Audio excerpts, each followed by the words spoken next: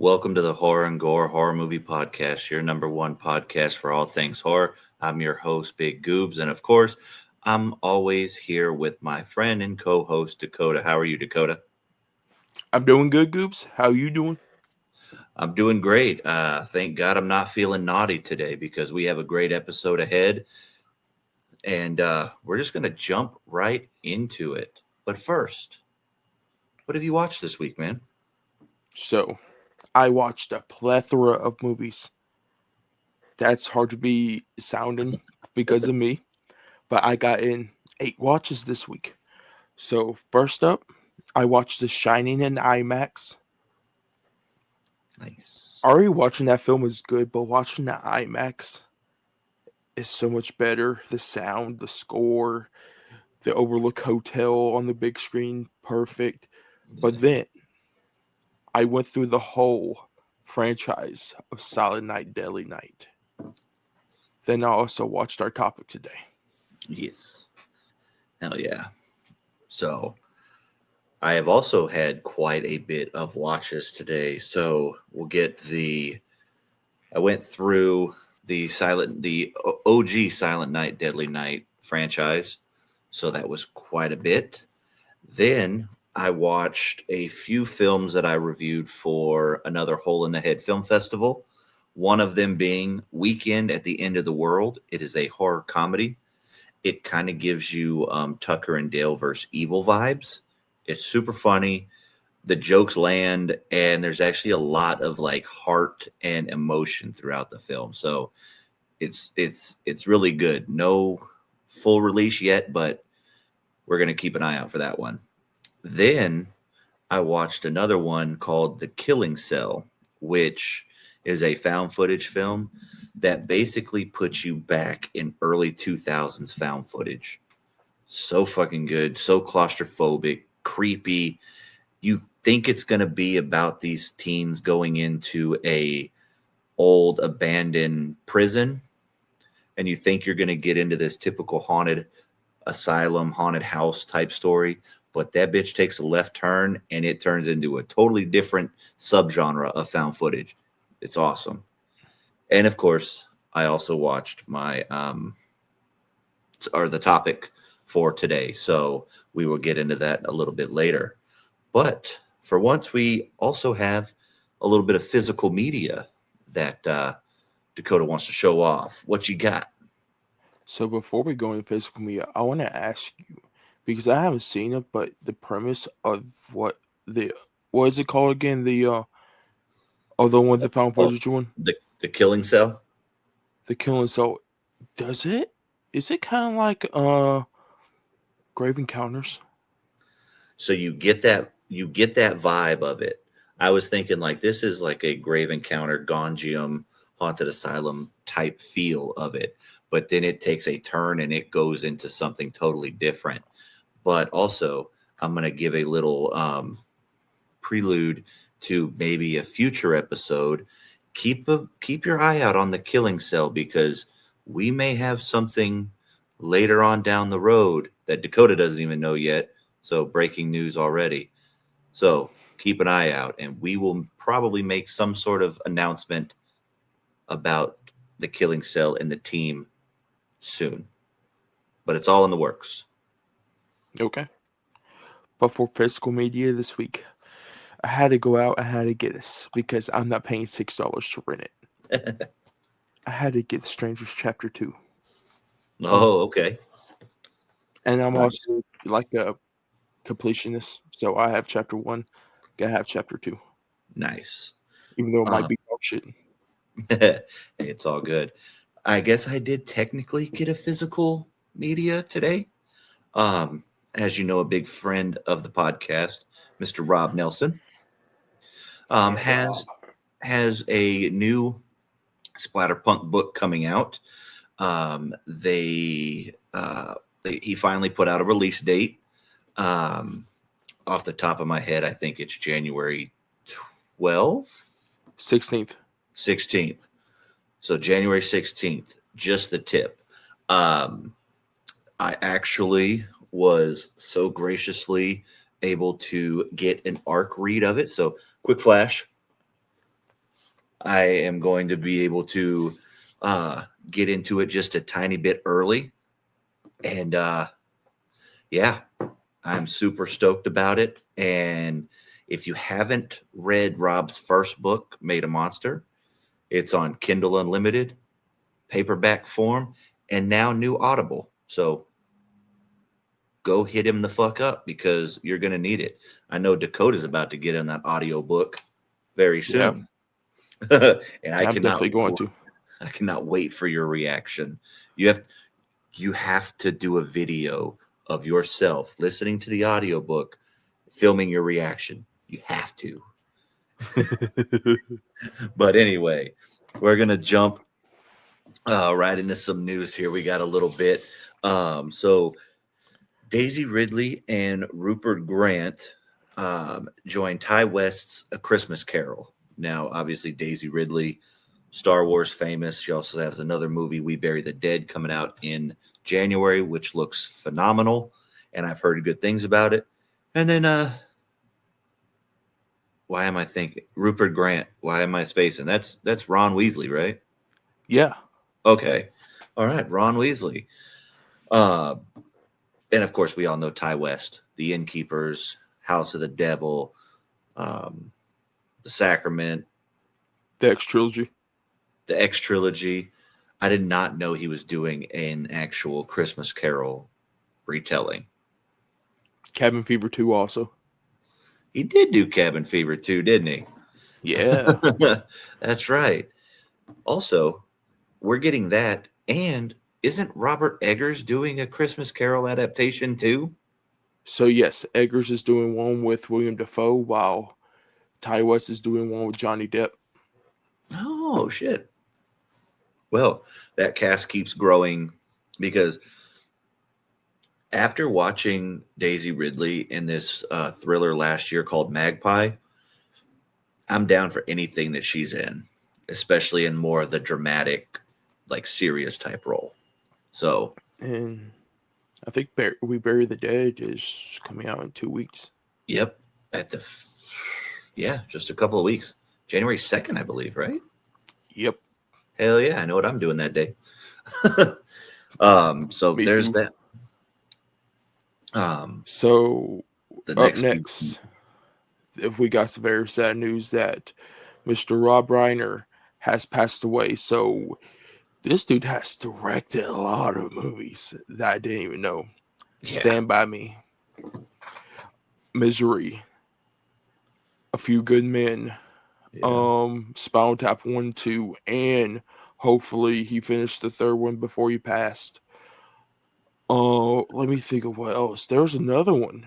I mean, he was also When Mary had Sally when Harry met Sally, not Mary had. Yeah. And he's also acted in a bunch of stuff too. He was in The Wolf of Wall Street. He was in There's a show. The Bear. He was in the. Is he in The Bear? I know.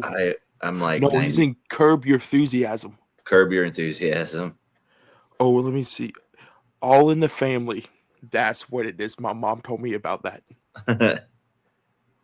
Then he also directed The Princess Bride. That's the other one, yeah. Yeah, and Rob Reiner is also in The Bear. He's in a few episodes. So he's just actor, director. We wouldn't have the Stephen King adaptations that we have without him, which terrible news, him and his wife brutally. Yeah. So just a sad story all around. So and it's even worse because the person who is accused of it is their own child. Yeah. I just saw that today, and it's a bad thing, but we just got to remember what he's given us as far as the art in the film, so he won't be forgotten, that's for sure. Do you want me to tell you a fun fact about Misery I just learned today? Yeah. Two great friends, Cody Leach and Chuck. I was listening to their tribute episode of Rob Reiner, and I didn't know this about Misery. James Caan did not want to rehearse lines with I was about to say Annie Wilkes, Kathy Bates. Kathy Bates playing Kathy Bates. I about got mixed up right there. He didn't want to rehearse. So she got mad because she was coming off a theater career. I think she most never acted in anything. And Rob told her to put all her frustration that she had into the role of Annie Wilkes. Oh, nice. Just think, all that frustration she had though, and she won the Oscar that year for Best Female Actress. And that you see what that done, it just propelled her career. Yeah, that's crazy. Yeah, sad news. But moving on here real quick. This one's a big one. This one is a big one. So Ian Towson, I believe, he did The Undertones, which played at Fantasia Fest, and got acquired by A24, and they renamed it to just Undertones, from what I've read. However, it's supposedly the scariest movie that a lot of our friends have seen, and it looks terrifying, and he is now set to direct the new Paranormal Activity movie. And with the connection of his ghost story and Paranormal Story to the Paranormal Activity IP, just take my money now, because I love that franchise already. And with him being attached to this new one, I'm set. Is this the same one that Juan is going to be attached to also? Yes. So first of all, Undertone, or The Undertone, whatever it's going to be called, is released in theaters on March 13th. So we actually got a release date for it. But yes, so you take the guy who has made the scariest, like, is it found footage? I've heard it's a lot of screen life, and there's some screen life elements to it, and not necessarily like the POV style, but there is some screen life, but it's not necessarily found footage. But they say scariest movie of last year, right? Besides, of course, Dream Eater. That's like the two most scariest movies of technically this year, not last year. But think of him with James Wan. James Wan has made The Conjuring, Insidious.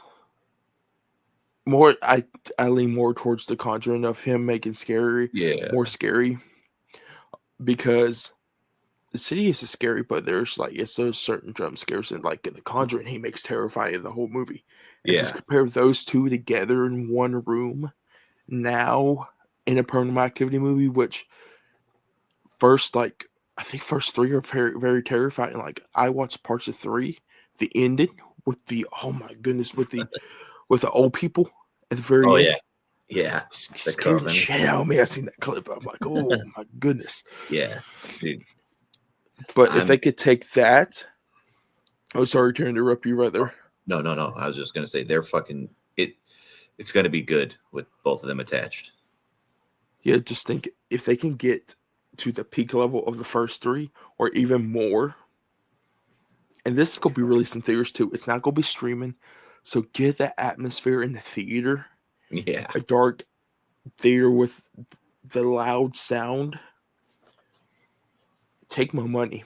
Yep. And to be honest with you, Paramount, Blumhouse, Atomic Monster, if you're listening, put this in IMAX. Just think that surround sound in there. Just some jump scares. That's what I'm gonna say. Yeah, it's. I'm super stoked. I'm a found footage fan. Paranormal Activity is one of my favorite franchises ever, and I'm glad that we're going to get a fresh set of these movies, because we know it's going to do good. We know it's going to make money. So, but speaking of making money, I'm excited for this one. Yeah. So Sony has finally greenlit the third installment of 28 Years Later in the trilogy. Dude, And this is after. Oh, Hey, go ahead. yeah, you can jump right in. Can I just jump in and say that the fucking the words coming out of these early screenings and stuff like that say that this one is even better than the first one. And if you didn't like the first one because of how it switched, this is the one that's going to put you into that. The 28 years later, it all makes sense. So people have said after watching the second one, it makes the first one better. Yeah. So just if you were disappointed with the first one, go into this one knowing that the gripes and whatnot, it plays out for this one. So plus, like I said, the I know one person that has seen it. Haven't said anything about it or anything like that because, of course, embargoes and whatnot. But from the earlier noise from it, it's better than the first 28 years later, which I love that one. So I'm super stoked for this one. And I didn't mean to jump in. I just wanted to fucking throw that out there that go see this one. If you were disappointed in the first one, go see this one because it's going to flesh out a lot of the stuff that your grievances were about with the first one. Yes. So with the good reviews and everything coming out, Sony has actually greenlit the third installment. So they're confident that this will do good and make money now. So to be honest with you, I'm gonna say this also. January is normally the dump month. Yeah. For horror movies and any movie. If you look at the whole entire month though, dude, January 2nd, We Bury the Dead. January 9th, which breaking news for some more horror movie news I'm going into this. Soulmate has dropped the release date now. Blumhouse wants to sell the thing because they said it's that terrible. But look at the 9th. Primate. Primate's reviews has been excellent. The 16th, you got 28 years later, The Bone Temple. Outstanding reviews. I'm going to say this. I'm just going to say this right now. It might bite me in the ass at the very end. But Return to Silent Hill, I think it's actually going to be good. Oh, yeah, that's another one. Out the 23rd. Yeah, that's another one. And then the 30th of January is like, we get Send Help, which those trailers look absolutely bonkers. That's the one with Dylan O'Brien, right? Yeah, the new Sam Raimi film. And the Iron Lung. Yeah, dude. They fucking I have showings near me. I just got a notification from Harkins. Go scoop up those tickets real quick. They're selling quick. I know. I need to grab them for sure. They said they used 80,000 gallons worth of fucking blood. Ridiculous. But anyway, I want him to make at least $50 million to $100 million off this movie. Yeah, dude, because he's doing it all. Wrote it, directed, starred in it. He's doing the self-distribution. He's doing it all. So support that for sure. And then for all of our physical media lovers out there, Cabin Fever 4K Steelbook. I saw the picture. I can't remember who's it's being released by. Lionsgate Limited. Yeah, Lionsgate. The artwork on that is pretty sick. It's going to be released January 13th. And it's the unrated version. Oh, really? Dude, I have not seen the original Cabin Fever in I don't know how long, but I just remember that is a brutal fucking movie. And then the Pancakes Kid. That's all I remember. I haven't seen it. Really?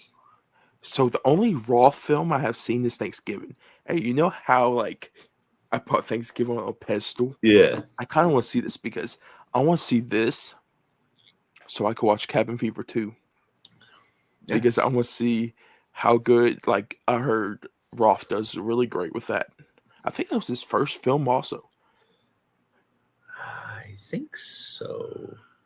Yeah, because I think Cabin Fever came out before Hostel and all them. Yeah. So, yeah. Hostel, I think, was the second.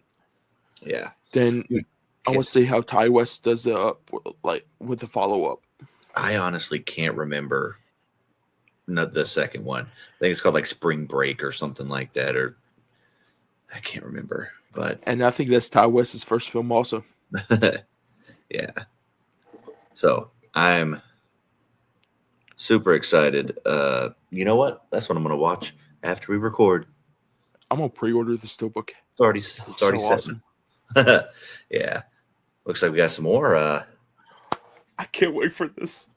So, coming off the success of Welcome to Derry, don't worry, we will be talking about it in a couple of weeks. We will have an episode for y'all for that. But we got a Steelbook for it and the Blu-ray release. Physical media, yes. So, but the only bad news is it releases on May 5th of 2026. I don't want to wait 5 months for a physical copy. Give me it in 3 months, 2 months. Yeah, let's be honest. I don't think they were expecting the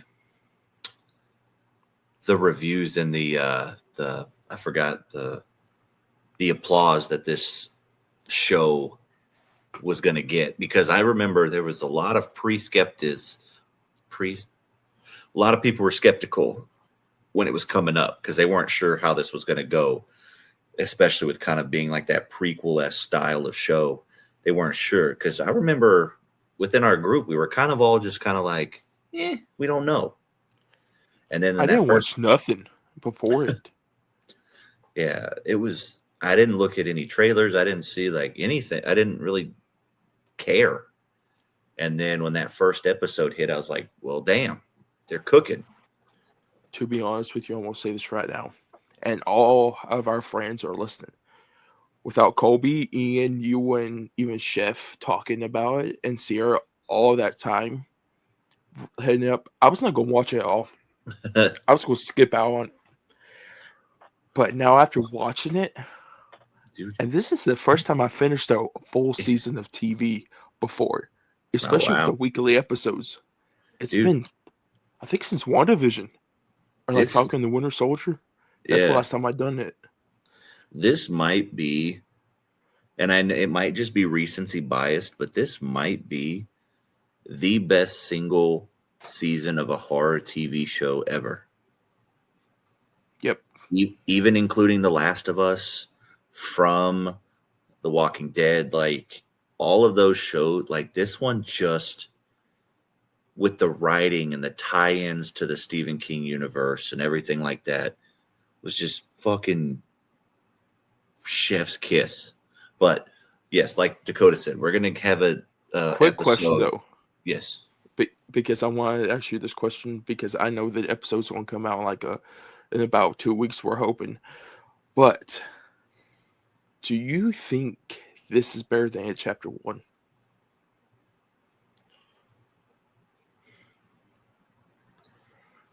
I will still say that Chapter 1 I put higher as a group, or as a full like piece of media over Welcome to Derry, because of the kids. I like the Losers Club better than these kids. Like, Marge took me a little bit to get into. She had a little bit of a redemption, which was great. But I fucking, hot take, I can't even remember I don't like Lily. Was that her name? Yeah.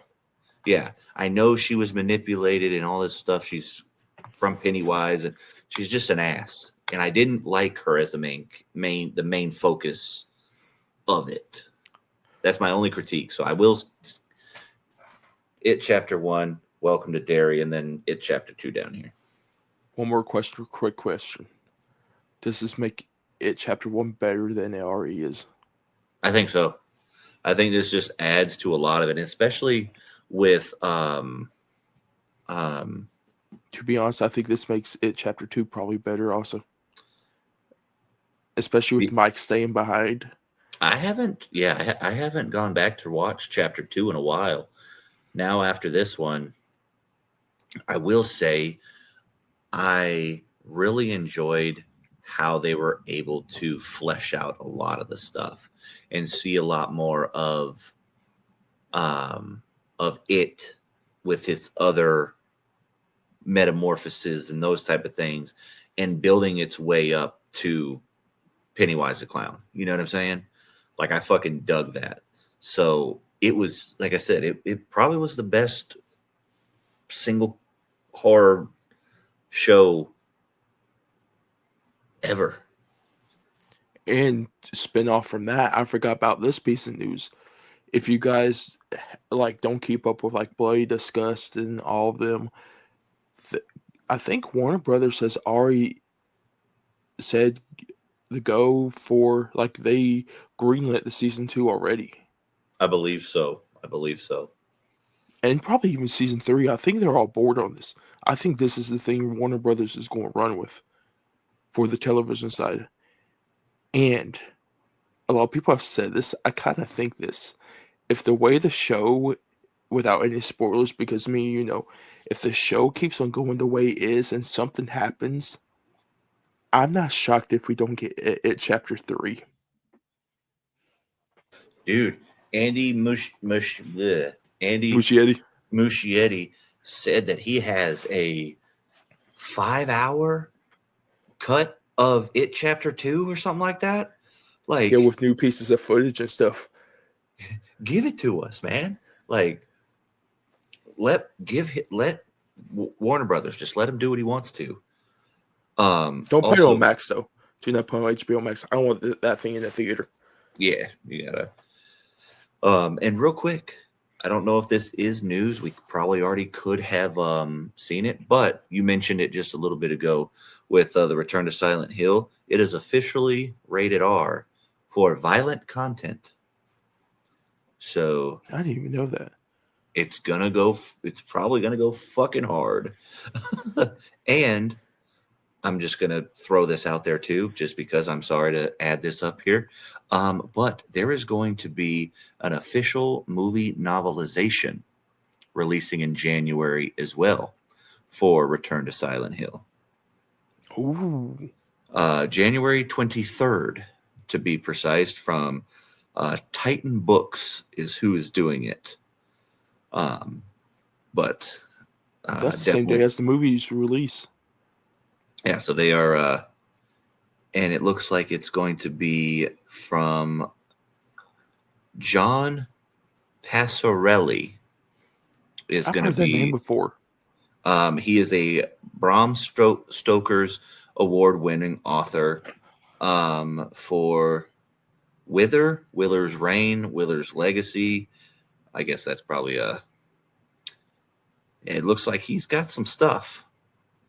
So yeah, it's going to be on. So if you're a novelization kind of guy or gal for horror movies, we got one for that as well. So I didn't mean to spitball random news, but you had mentioned it, and I wanted to look up something, and those two things came up.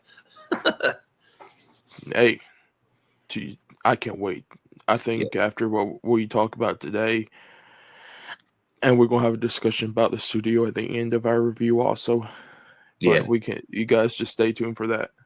Yes. And with that all being said, we're gonna move on from the news and we're gonna get into our main topic. So grab your Santa suits, grab your axes, and let's get naughty because we are going to talk about the 2025 the 2025 reboot of Silent Night, Deadly Night that was given to us by Cineverse, Bloody Disgusting, and Screambox, Studio Canal, and Mike P. Nelson. Yep. So, first, I guess let's just go into our non-spoiler. You want to jump in, or you want me to hit it first? You can go first. All right. So, this is how you do a reboot to an 80s classic. this has such ties to the original 84 classic, but it is able to do some original things to make it its own, but still have that heart and soul of the Silent Night, Deadly Night franchise, which is a big thing after going through the whole franchise.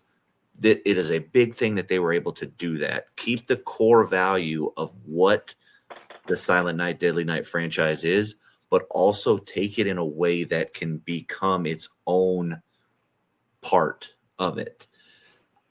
Rowan Campbell was made to play Billy Chapman. Like, fucking phenomenal. I think this is one of the best horror movie casting choices this whole year. Every time he was on the screen, it was perfect. I loved how this movie was shot. Excuse me. I loved how it was edited through. It made you feel like you were watching a retro film. Like if you watch the original and how that's filmed and kind of edited and how shot angles and stuff, it kind of mimics that with this new reboot. So it's like you're watching a retro film but modernized, if that makes any sense. But it is fucking awesome. And the blood, the gore, the kills, the callbacks, I mean, it was all done perfectly.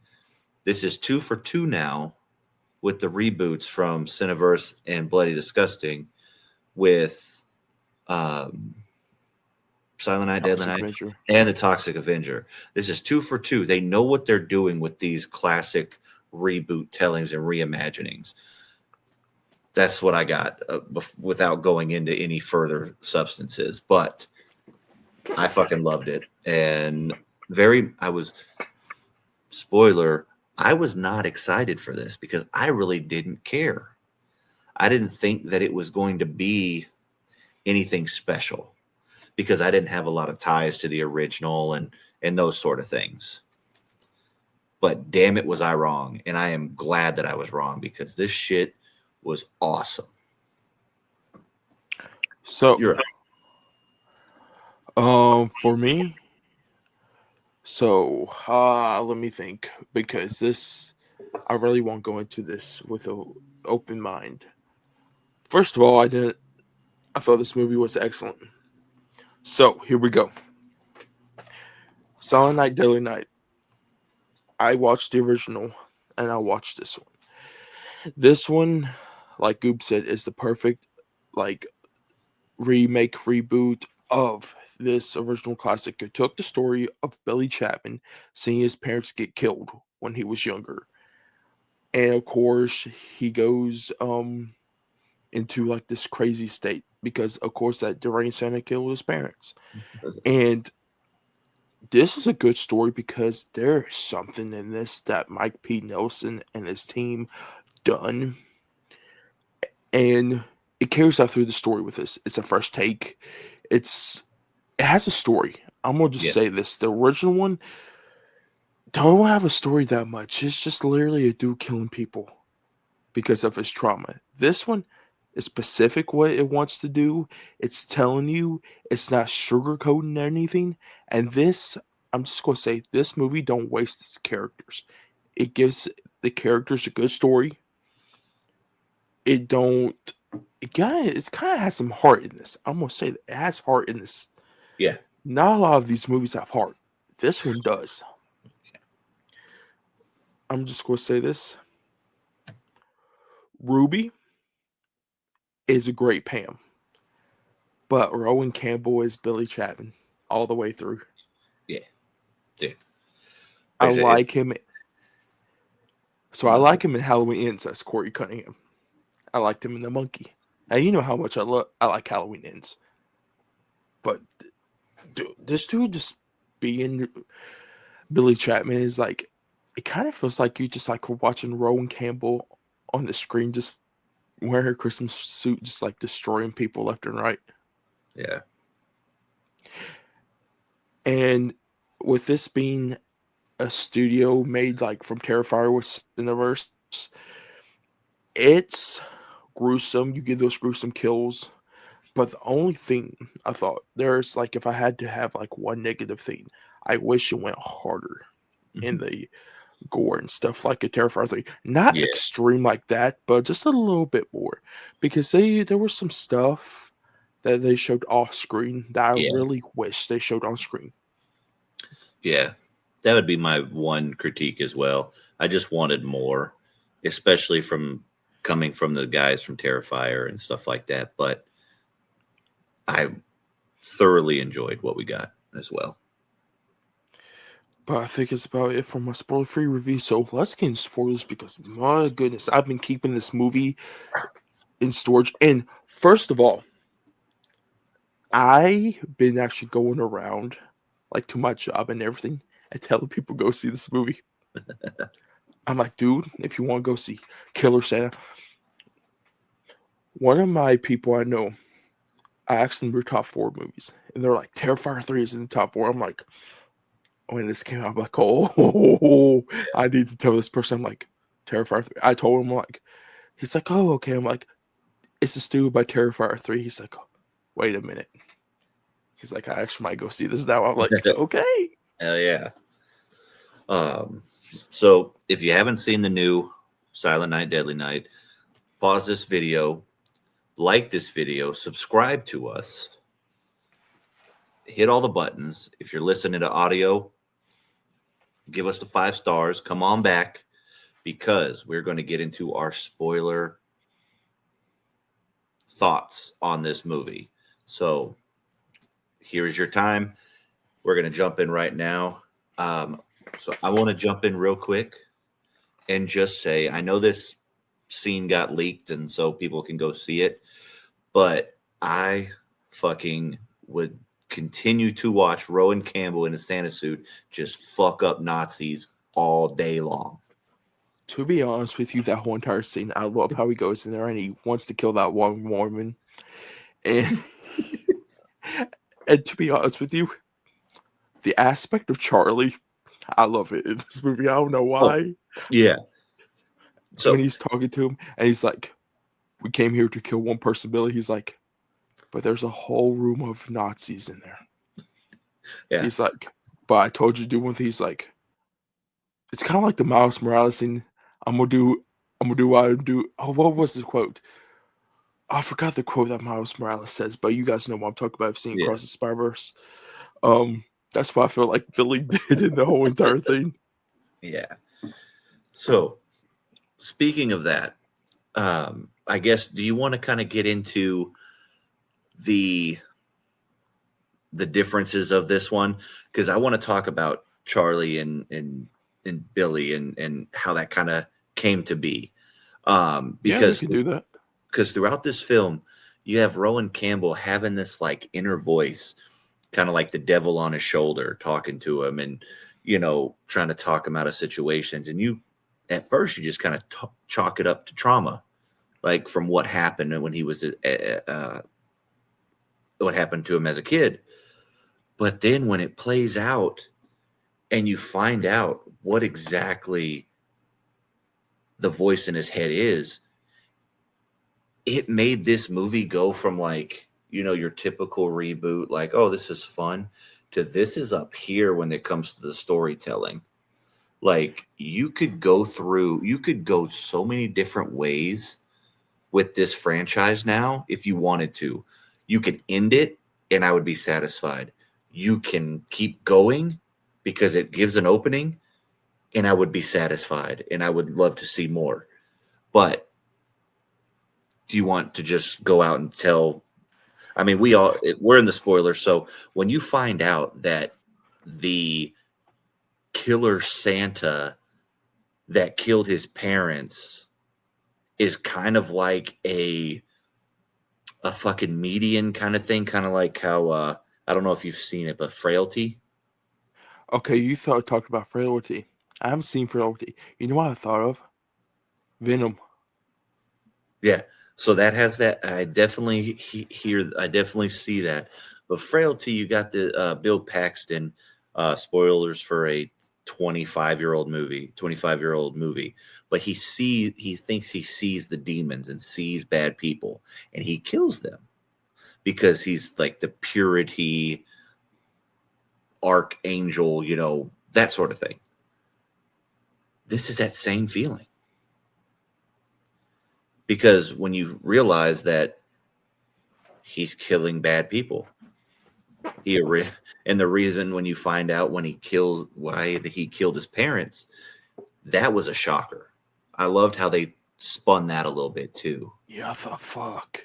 Because I was thinking, because halfway through it, because when he's telling, I don't know if it's before he tells Pam. I think it might have been before he told Pam, and he's just talking to him. And he's always like talking to Charlie and everything. Is like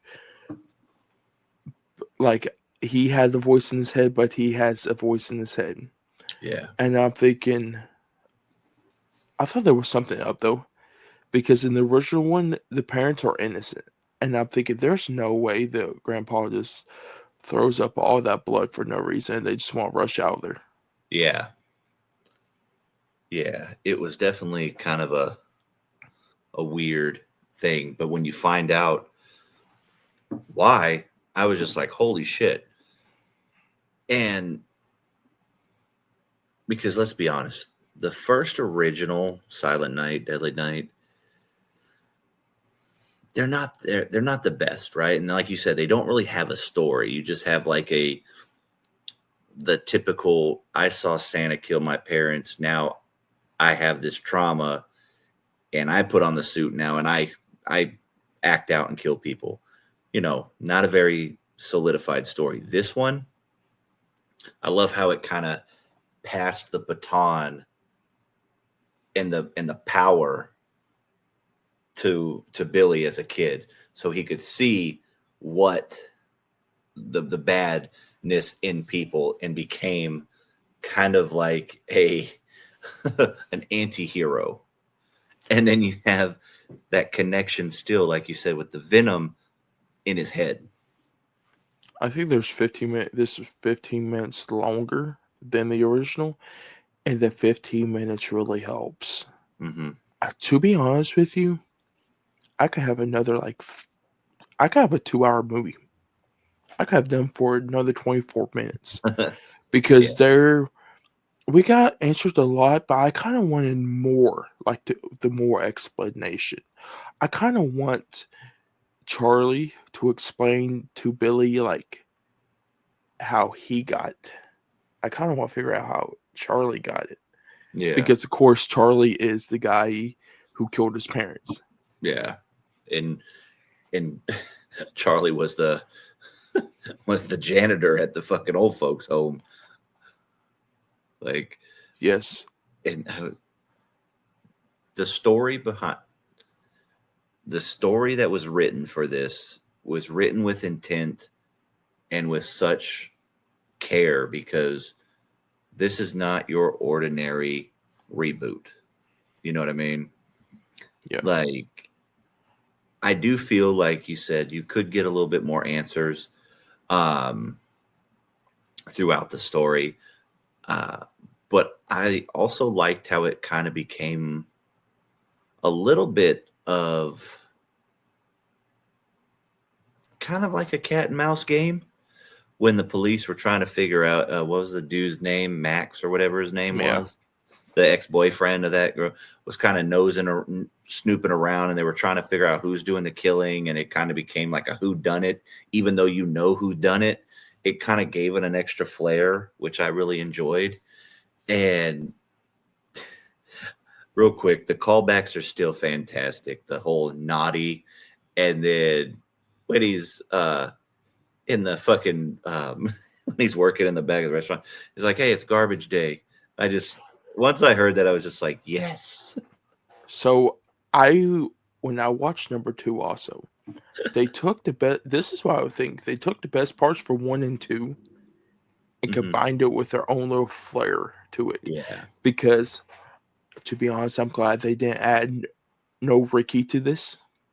Yeah. If they could add on Ricky later, like Billy somehow has a brother later on, and we find that out later, and we will talk about that right near the end.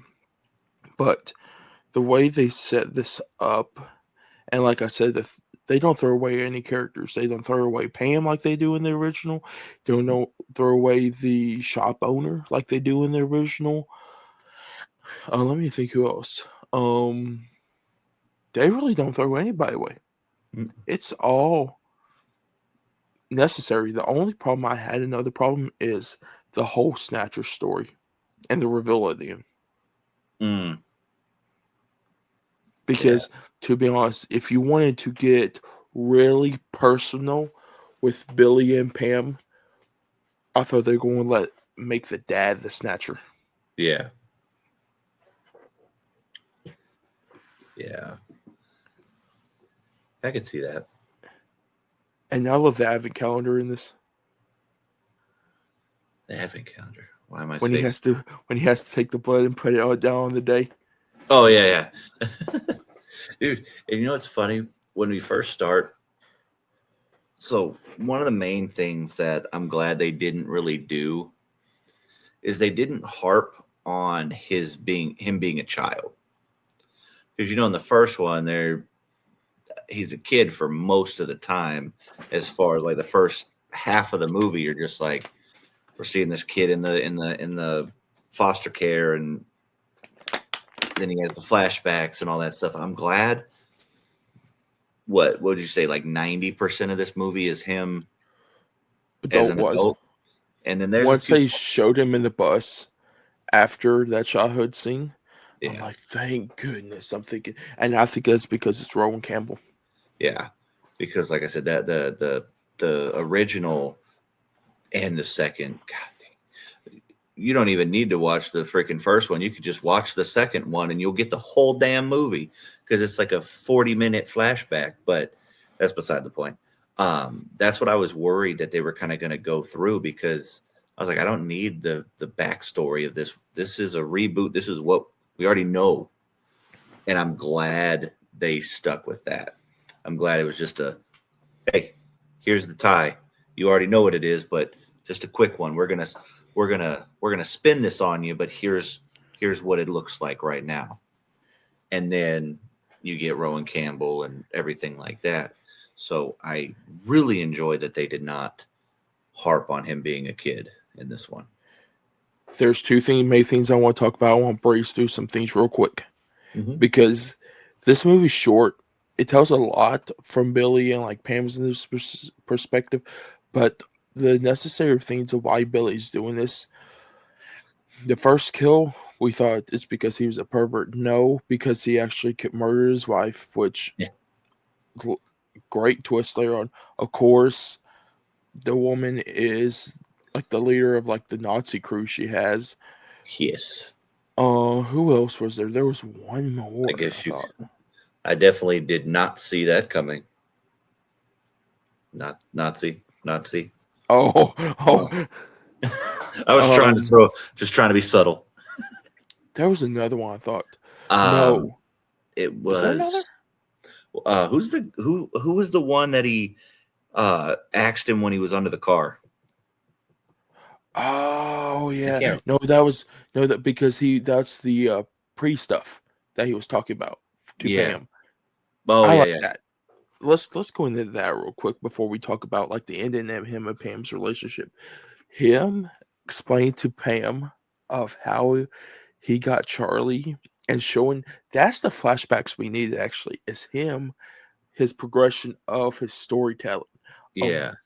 Why? Because it's so good in the story that Charlie waited till he was 17 to do this. Yeah.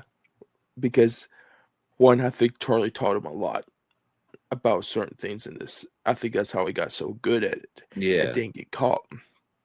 But also, he waited to the age of not put too much torture on him as a little kid. Yeah. And I did like the actual connection that they had, kind of like you said. He was kind of the father figure of him, taught him how to do things, taught him how to live and just go through life, and then didn't put all that, the upcoming you're gonna have to kill people type thing. He didn't put that on him too early, but he even, said it. He's kind of like a father figure to him when he's talking to Pam and revealing it. I was like, I like how they portrayed the relationship. It's not like he's just this crazy axe wielding maniac. There's a little substance behind it. And I think Charlie waited to the perfect moment because, of course, the foster mom that Billy had, she was killing kids off. What a bitch. So I think that's when Charlie knew, like, Billy's probably the right age to take this woman out. And it's so weird because they said this also, and it's resemble of a Dexter. If you took Venom and Dexter and put that twist into this, that's what it's not. It to be honest with you, it makes you want to cheer for Billy. Oh, 100%. Even though he's killing these people. 100%. Because in the original, you're not like cheering for him. No. Yeah. It's like in the first one, you're just like, dude, you need to go get some therapy. In the original, just go get some therapy and get over this shit. And this one, you're like, oh, fuck yeah. Never mind. Keep doing you. But besides that, oh wait, I did. What you was gonna say? I did like how he kind of when he was talking to Pam, when he's describing everything, and it showed like the flashes of him killing these people, where he had like the bow and arrow and catches her as she's running away. It finally showed him axing the dude in the head. It just like did really quick clips of just a bunch of just carnage, which I really liked. And it was kind of comedic at the same time because how they were just so quick. It was funny. Sorry about that. The other thing with the Terrifier 3 type of gore, when he lowers the car on the dude's head? Yeah. There was a moment I just wish they just showed that. Yeah. Like I said, I agree. That is one thing that I wish would have happened a little bit. Now, just because it didn't happen doesn't mean it takes away from anything in the movie, but just a little bit more dialed up. Colby said this in his review, and I think it's perfect. I bet you agree with me. Sorry to interrupt you right here. No. I just saw this in my head. All the sleaziness and the nudity in the first one, Colby said this. They take it out and they put it into the violence in this and the storytelling. Yeah. That was my main gripe on the freaking original ones. There's so much unnecessary smut in there and nudity for no reason. It doesn't add anything. It doesn't put anything into a different perspective or nothing like that. It's just, here's some boobs and, man ass. And I'm like, we don't need it. And then when you got into like the third one and the freaking fourth one, dude, it got even more unnecessary. But yeah, I totally agree with that. It definitely took away that because let's be honest,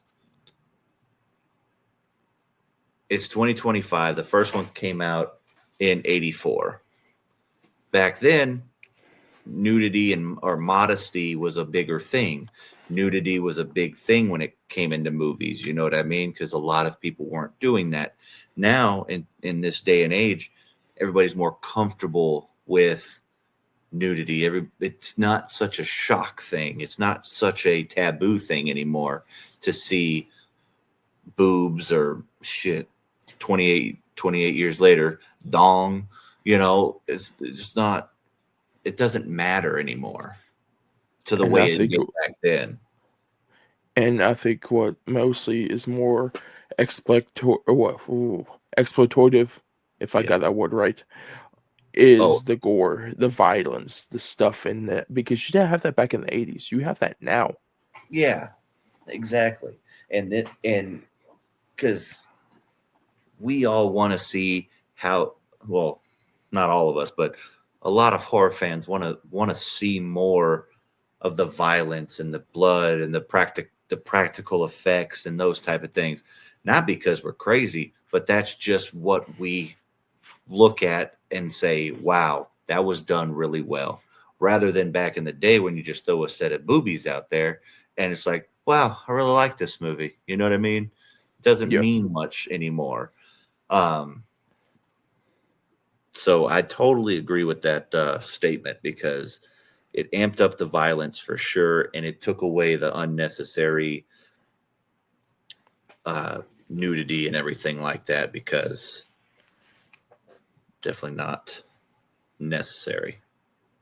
So with Pam and Billy's relationship, I like how they like expand it in this. They tell a more grounded story with it, Yeah, except how they did in the original, kind of like a throwaway character if he just kills her in the original because she does some inappropriate stuff. yeah, But with this one, you kind of see more of what Pam is like she has her issues, she has her problems, but it coincides with Billy, and I think that makes Billy a little bit of a better person throughout the movie also, because he sees that he's not the only one that has problems, that everyone else does also. dude. She was a fucking crazy ass. The She was hockey scene. the hockey stick, dude, man. Oh man, that was so great. Once that scene happened, I was just like, oh shit, like where is this going? Because I'm like, they're like a match made in heaven right now. To be honest, I think Billy was shocked when he saw that. He's like, Right. And I think that but is one of the reasons why he was able to tell her what was happening because he saw the what she was capable of and like I don't know. I feel like if they didn't add that to her character, kind of like how you said with the original, she was just a throwaway character, just like a little whatever. There was nothing really there. This one, you have that connection where, I mean, it may not be the best connection and the best uh, character traits, but they're both psychos in their own ways. You know what I mean? They can have that bond if you want to put it that way. So I definitely like the little added points with her being a little on the spicy side, to say the least. and I think it really helps because when she loses her dad, she's grieving, and Mhm. Billy already knows about that grief and stuff. Yeah, But he knows how that he's been all alone, and he kind of like you said, like Charlie is a father figure to him. And of course, I think Charlie warms up to Pam after a while, so yeah, Pam needs that because she has nobody else. Her mhm, sister's not around. She don't want to be with her. She lost her mom when she was younger. She just yeah, lost her dad. So Billy's the only thing. And I think that's kind of perfect because especially once they figure out who killed her dad, it gives Billy that opportunity to tell his story to her when they're yeah, going to figure out who is explaining the Charlie of like it's a thing that like it like kicks in. It's like a switch that yeah, is flipped. It's not like the switch flipping in this versus the original is so much better yeah, because Charlie is a switch, while the other one it's just oh yeah, some trauma over here of getting slapped, getting a shirt ripped open, which that's the exploitative nudity right there that they yeah, were showing back then. But also, um, just like a Santa suit, like it kind of pissed me off that this dude looking at Santa's suit kind of like brings on like I can understand that that can cause people like that, but you should not get that rageful. While right, this one, like I said, Charlie is the reason Billy is doing this, but like we said, he's doing it in a better way than what the original was doing it. While Billy's killing people that is not innocent in the new one, he's killing innocent people in the yeah, old one. yeah. I just think all around the story worked way more than I thought it was going to. Because, like I said, I'm not a fan of the original. Uh, I mean, it's not the best made. It's not the best story. Like it's just one of those. They're very forgettable. So I was like, why are we doing this one when there's other ones that you could remake? But this came out so well and it was such a surprise to me, and I absolutely loved it. So I will eat my words and say I was definitely wrong with this one. And the last thing I want to talk about before we get into, of course, I think the little bit future Cineverse and our rankings is the ending. I think this ending, one, it puts closure, I think, to the whole story, especially the beginning to Hmm. the end. It's because it starts up at the beginning, ends within. Um, but you get the due of Max finally getting killed because I hated that guy the whole entire Oh, movie. To be honest, I didn't know they could make a death so sad with Billy's death in this. I'm like, bro, I don't know if it's. I think it's just Roll Campbell's acting ability because when he's talking to Charlie and Charlie's like, "I gotta go," he's like, "No," he's like, "Don't go." He's like, "You gotta stay, buddy." It's like that father son mentality of yeah, like he wants Billy to live, and he's been telling him the whole entire time, "You gonna get yourself killed. You yeah, gotta stop it." And oh, it makes me sad when both like right before Billy dies, he's like, "Charlie, where did you go?" yeah, And he's scared because Charlie has been with like one, he's dying and he's scared of dying, but two, Charlie is not there anymore. So he's all alone kind of, even though Pam's right there. yeah. And yeah, that ending was, yeah, a lot more emotional than I thought it would have been, because we come out and see that, they finally get Max, but that's before, or it's after he shoots Billy a bunch of times, and I'm just like, oh shoot, this is how we're gonna do it, okay. And then, you know they pass along The transfer to the Pam, I'm like, the oh my transfer. goodness. Yeah, I was like, oh shit, okay. And then To she be grabbed. honest, did you think that Charlie was going to talk to her?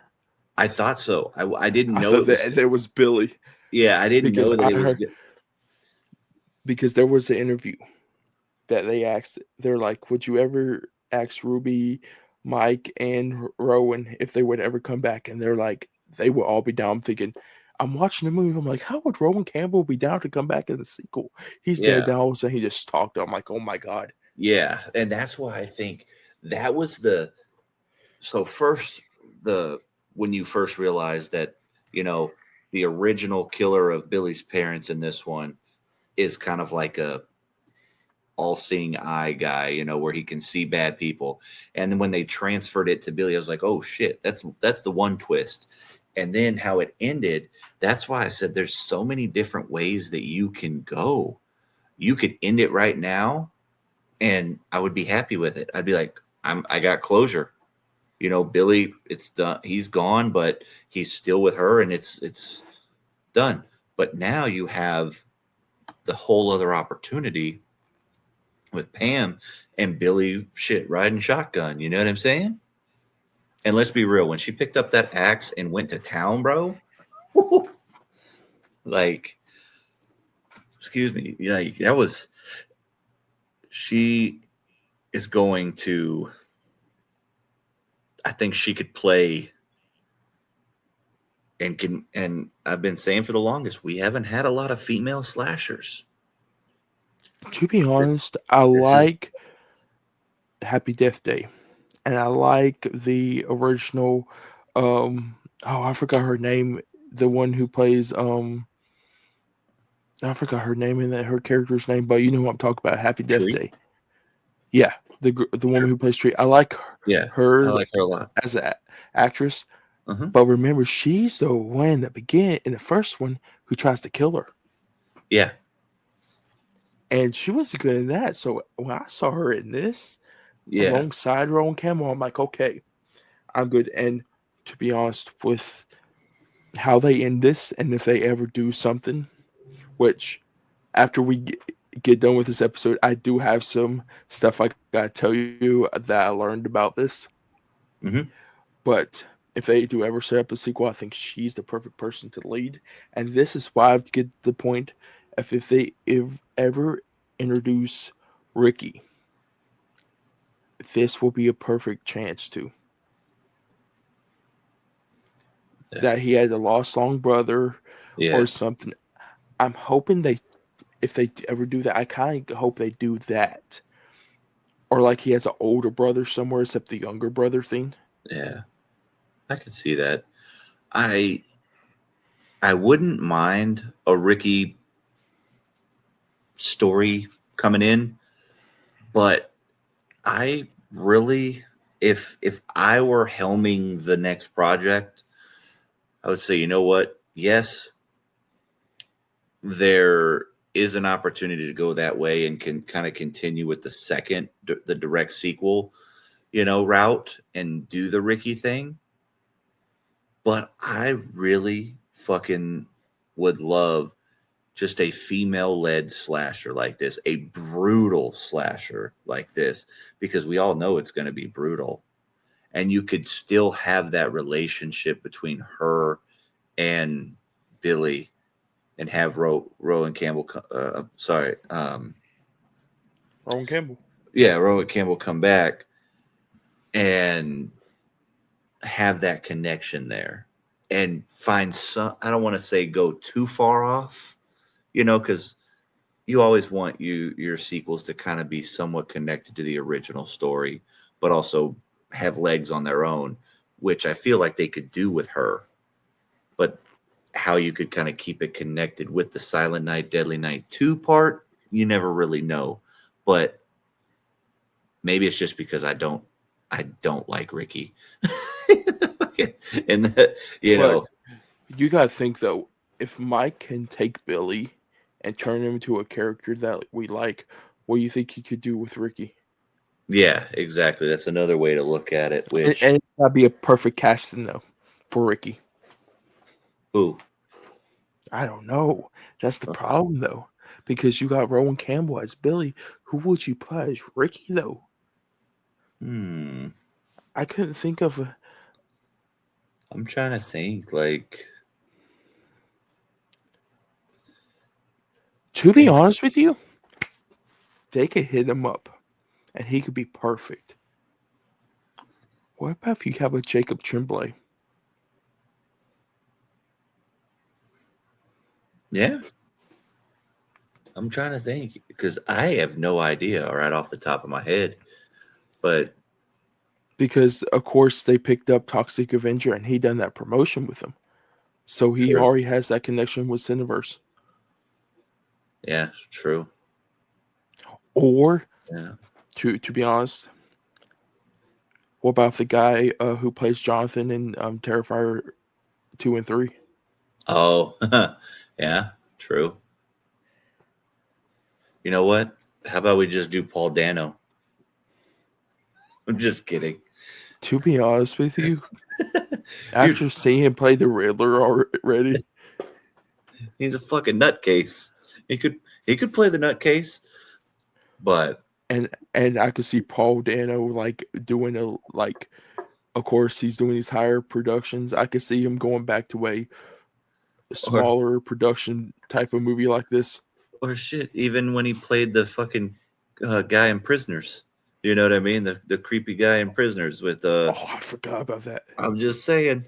I was just making a joke, but now you could see it because it's funny that Paul Dano's been in the headlines because of somebody just waking up deciding to shit talk him for not being a good actor, which is absolutely crazy to say. But Oh no, I just thought of a perfect person. Oh my goodness. Oh, what's his name? The Holdovers. Uh oh yeah, I don't Dominic remember. Sessa. Yeah, I could see absolutely. him doing it. I absolutely love the holdovers. It's incredible. Just I don't know, him and Rowan Campbell. I think that would be perfect. Yeah. Oh man. There's so many, like I said, this one, it was perfectly done because you can get multiple ways to go and multiple avenues to continue this on. And I really dug it. Any final words on the 2025 Silent Night, Deadly Night. Not about that, but let's talk about Cineverse real quick before we get into our rankings. All right. Because if you look at Cineverse as a whole, right now, the theatrical releases: Terrifier 2, Terrifier 3, Toxic Avenger, Silent Night, Deadly Night. 4 for 4 right now. Yeah. Upcoming, Return to Silent Hill. For horror-wise, I won't say they do have the new Air Buds movie, which, to be honest with you, I think they can do perfect. Yeah. But Do that's out of you his choice for horror. But the other one, Wolf Creek Legacy. is that going to be Cineverse? Yes, they picked up. Let me ask you this. Before I forget, do you think Cineverse is going to fall into this like legacy reboot studio? Because No, they're doing Return to Silent Hill, they've done Silent Night, Deadly Night, and of course Toxic Avenger. Yes, they have the original IPs with Terrifier 2 and 3. They didn't do they didn't no, do this is Stream. original. Did they do Stream? No, so No. so I was going to tell you this. They, like, straight off the cuff, they made this, Terrifier 2 and 3, and going to be 4, right? Mm-hmm. With their own money. They picked up Return to Silent Hill and Toxic Avenger. They were already filmed. Wolf Creek, I think, is one that they are paying the production for. Yeah. But I think no. I think to be honest with you, I'm a Blumhouse lover. Like, I love Blumhouse, right, and everything. But I think because Blumhouse used to do this, they picked and chose what they wanted to do.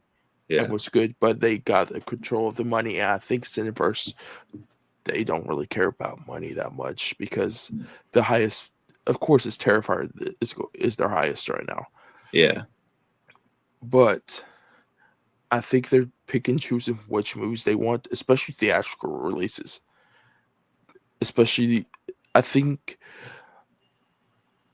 because of course, when Colby and them talk to the Screenbox CEO now, and of course they're all do all this universe and stuff. Remember how he said that they're making movies and putting out movies for the fans of horror? Yeah. I think they're still going that way. I think they're never going to fall for the cash, the money, all that stuff. Yeah. And I think they're only going to put theatrical releases in theaters that they know that could, one, get money, and two, that people want to see in the theaters. Like, if you look, like Terrifier 1's never in theaters. It was Right. put straight on Netflix. Or Mhm. streaming, it popped up on Netflix, got big. Terrifier 2, limited release, like, it was like 2 or 3 days. Yeah. Popped off. Of course, expanded to Terrifier 3. Terrifier 3 made nearly $100 million for an unrated film. Yeah. First ever theatrical release to do that is incredible. Toxic Avenger, I think, made like $2 to $3 million, but good though because there was not that much showings of that, and to No. make $2 or $3 million just off of that, and this so far I think it's made like 1.4 million.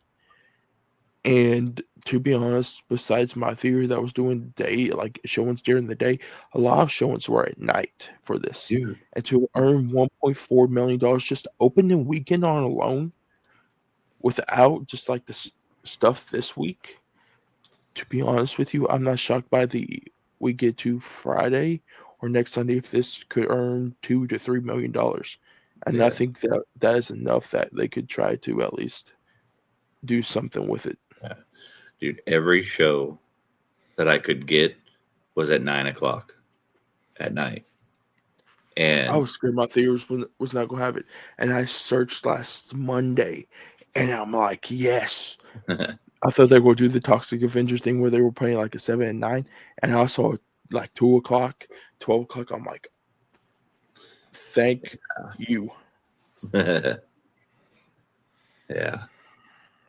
But you down to go do a little ranking real quick of this whole franchise? Yeah, because Yeah, I we know. did power self through torture for the past like Yeah, 3 days. so I'm gonna tell you guys this real quick.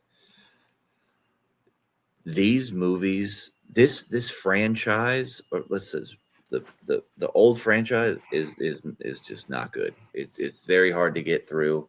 Um, I don't think I've ever wanted to stop a movie mid movie more than I did with a few of these movies. but but we were going to talk about all of them, but we're going to save you guys the headache. But so let's I start think out with other our two- huh. I think save us the headache too. True. Let's start off with our last. What there's how many? There's 7. 7. Okay. So what is your number 7? No, I want you to go first. I want to know your number 7. Dude, Silent Night, Deadly Night 4. Absolute garbage. I gave it half a Yes. star. I gave it half a star. I give that thing 1 star. I don't know. No Silent Night, Daily Night. Dude, half Sex of these. Cult. What the fuck was this? To be honest with this, I thought of this. You know how they said the later Hellraiser movies, they took a script and just put Pinhead in it? Yeah. I feel like they took a script and slapped Silent Night, Daily Night Dude, on it. barely any of these had a freaking. Yeah, nothing.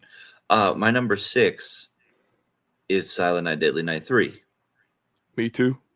at a whopping 1 star. I should have gave it half, but I gave it 1/2. To be honest, Bill Mosley and I might not talk that much, but he was the one that was keeping this movie alive. yeah. So that's 6. Then number 5, I got Silent Night, Deadly Night 2.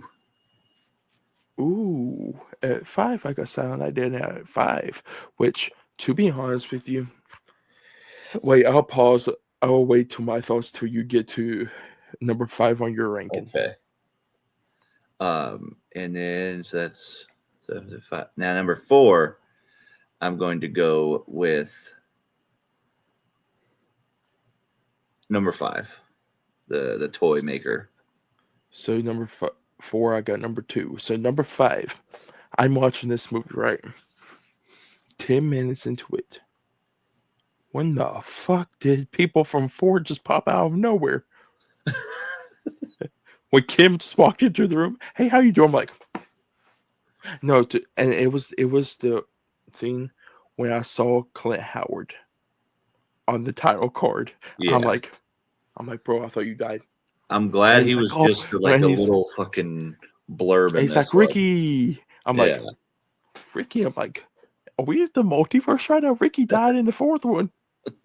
Is it a prequel? But then she's like, I love the reference. She's like, I had some stuff happen to me. It was very devastating. I'm thinking, yeah, you put me through a hard time too with that movie. Yeah.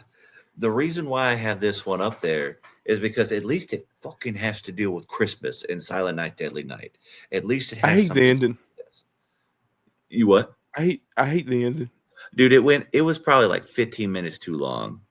Like when they started getting to the robots and shit, I was like, but they were trying to play off of like Pinocchio and Geppetto and all that stuff because the dude's name is will you have your name, your shop's name, Pedo? Geppetto. You have a proper. All I'm thinking is like pedophile or something. That's all I thought. Like it's it's not. I'm like, ugh. It kind of went that way with the story though, because to be honest with you, I knew at the beginning of the movie that dude was that boy's dad. Yeah. I'm like, there's no tricking me. And he's like, oh yeah, that dude snatched kids when I was younger. I'm thinking, perfect name, pedo. Yep. It just went along with it. Yep, exactly. It wasn't subtle with it. But number 3, we're on number 3, right? Yeah.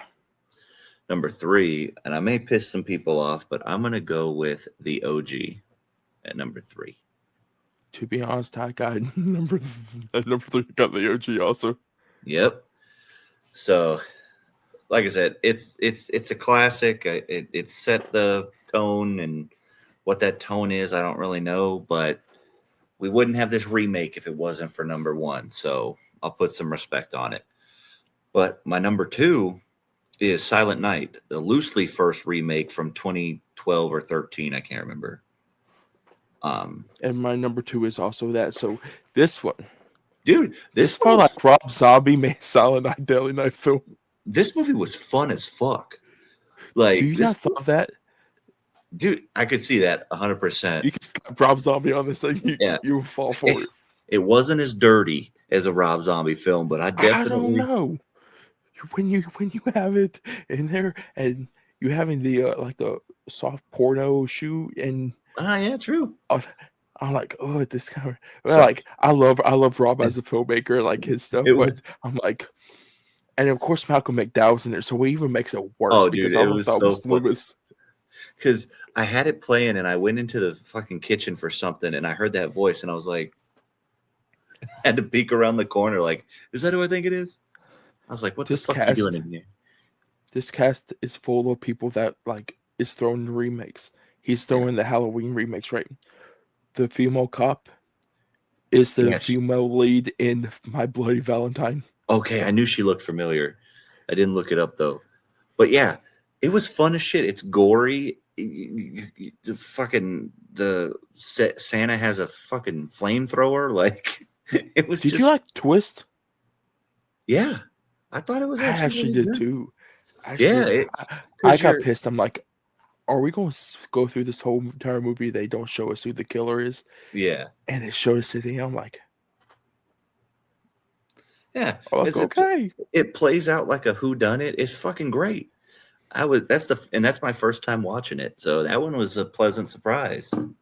To be honest, they never named him Billy in it, but if you wanted that to be Billy, perfect theme though for it. Yeah, and it's a lot more better than what the original did.